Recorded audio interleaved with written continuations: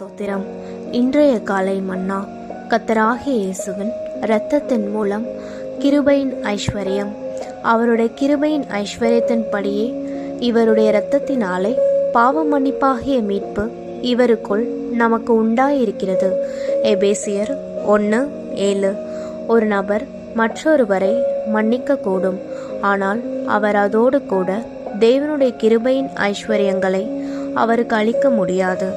ஆனால் கர்த்தராகிய இயேசு கிறிஸ்துவின் இரத்தத்தின் மூலம் பாவ மன்னிப்பை மாத்திரமல்ல, கிருபையின் ஐஸ்வர்யங்களையும் நாம் பெறுகிறோம். பாவ மன்னிப்போடு கூட என் கிருபையின் ஐஸ்வர்யமும் கொடுக்கப்படுகிறது. மன்னிக்கப்பட்ட அக்குறிப்பிட்ட பாவத்தையும் அதன் விளைவுகளையும் மேற்கொள்ள ஒருவருக்கு கிருபையின் ஐஸ்வர்யம் இன்றியமையாததாய் இருக்கிறது. எடுத்துக்காட்டாக, ஒருவனிலுள்ள பிரச்சனை கோபமாய் இருக்கலாம். இதற்காக அவன் உண்மையான இருதயத்தோடு கர்த்தரிடம் மன்னிப்பு கேட்கும்போது கிறிஸ்துவின் இரத்தத்தின் மூலம் அவன் மன்னிப்பை பெற்றுக்கொள்வது மாத்திரமல்ல, அக்கோபத்தை மேற்கொள்வதற்கான கிருபையின் ஐஸ்வர்யத்தையும் பெற்றுக்கொள்ளுகிறான்.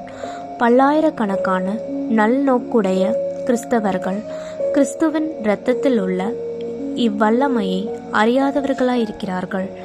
ஆட்டுக்குட்டியானவருடைய இரத்தத்தில் உள்ள மகிமையான வல்லமையை விளங்கிக் கொள்ளும்படியாக உங்களுடைய ஆவிக்குரிய கண்கள் திறக்கப்பட்டிருக்குமாயின் நீங்கள் உங்கள் எல்லா பாவங்களுக்காகவும் உண்மையாகவே மனஸ்தாபப்பட்டு மன்னிப்புக்காக கெஞ்சுவீர்கள். அப்பொழுது அவ்வெல்லா பாவங்களும் உங்களுக்கு மன்னிக்கப்படுவதுடன் அப்பாவங்களுடன் சம்பந்தப்பட்ட பாவஸ்பாவங்களை, அதாவது பெருமை, கோபம், பொறாமை, இச்சை, பேராசை, கசப்பு, மன்னிக்க முடியாத ஆவி போன்ற இருப்பினும் அவற்றை மேற்கொள்வதற்கான கிருபையின் ஐஸ்வர்யத்தையும் நீங்கள் பெற்றுக்கொள்ளுவீர்கள்.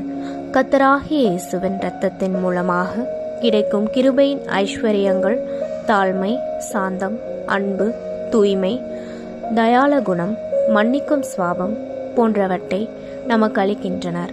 உதாரணமாக, நீங்கள் ஒருவேளை புகைப்பிடித்தலுக்கு அடிமையாயிருந்து உண்மையான மனஸ்தாபத்துடன் மனம் திரும்பினால் கிறிஸ்துவின் இரத்தம் உங்களுடைய அப்பாவத்தை நீக்கி உங்களை கழுவி சுத்திகரிப்பது மாத்திரமல்ல, அப்பாவத்தை மேற்கொள்வதற்கான கிருபையின் ஐஸ்வர்யத்தையும் அது உங்களுக்கு அளிக்கும்.